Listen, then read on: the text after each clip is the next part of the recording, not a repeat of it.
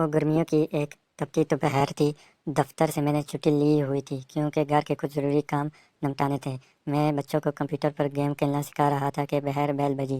کافی دیر کے بعد دوسری بیل ہوئی تو میں نے جا کر دروازہ کھولا۔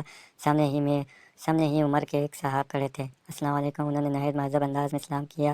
پہلے تو میرے ذہن میں خیال گزرا یہ کوئی چندہ وغیرہ لینے والے ہیں۔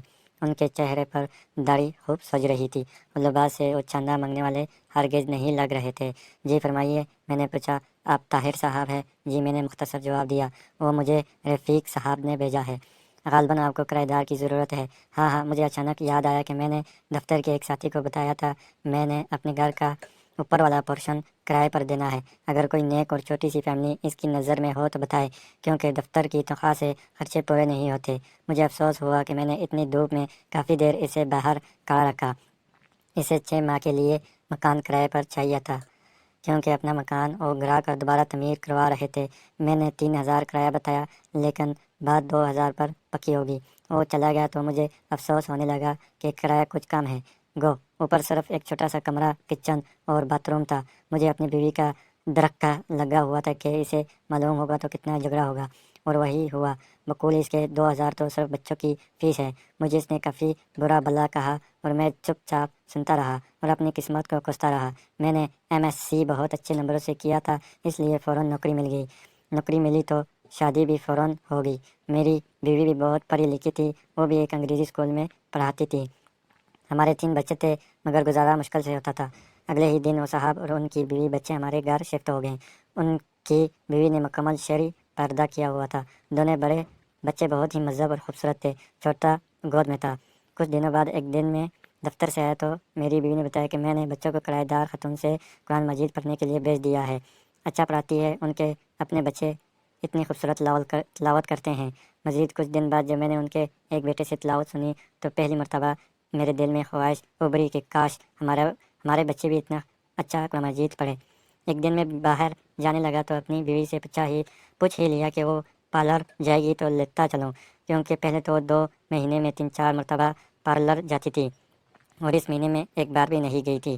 اس نے جواب دیا، پارلر فضول خرچی ہے۔ جتنی خوبصورتی چہرے پر 5 بار وضو کرنے، نماز اور تلاوت سے آتی ہے، کسی چیز سے نہیں آتی۔ اگر زیادہ ضرورت ہو تو گھریلو استعمال کی چیزوں سے ہی چہرے پر نکھار رہتا ہے۔ ایک روز میں کیبل پر ڈرامہ دیکھ رہا تھا تو میرے چھوٹے بیٹے نے مجھے بغیر پوچھے ٹی وی بند کر دیا۔ وہ میرے پاس آ کر بیٹھ گیا۔ بابا، یہ بیکار مشغلہ ہے، میں آپ کو اپنے نبی حضرت محمد صلی اللہ علیہ وسلم کا ایک واقعہ سناؤں۔ مجھے غصہ تو بہت آیا، لیکن اپنے بیٹے کی زبانی جب واقعہ سنا تو میرا دل بھر آیا۔ یہ تمہیں کس نے بتایا؟ میں نے پوچھا۔ ہماری استانی محترمہ نے۔ وہ قرآن مجید پڑھنے کے بعد آپ صلی اللہ علیہ وسلم اور صحابہ کرام کے متعلق بتاتی ہے۔ اپنے گھر کی اور بیوی بچوں کی تیزی سے بدلتی حالت دیکھ کر میں حیران ہو رہا تھا کہ ایک روز بیوی نے کہا، کیبل کٹوا دے، کوئی نہیں دیکھتا، اور ویسے بھی فضول خرچی اور اوپر سے گناہ ہے۔ 4 روز بعد بیوی نے شاپنگ پر جانے کو کہا۔ میں بخوشی تیار ہو گیا۔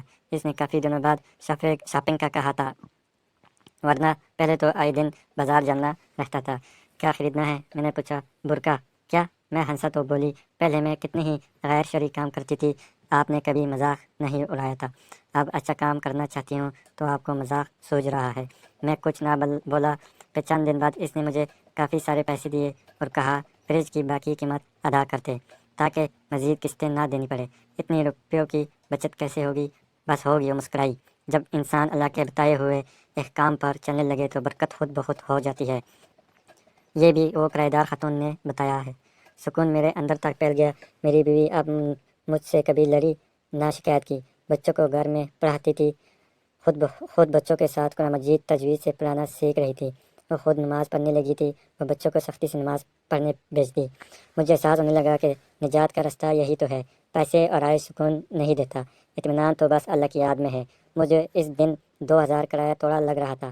آج سوچتا ہوں تو لگتا ہے کہ وہ تو اتنا زیادہ تھا کہ آج میرا گھر سکون سے بھر گیا۔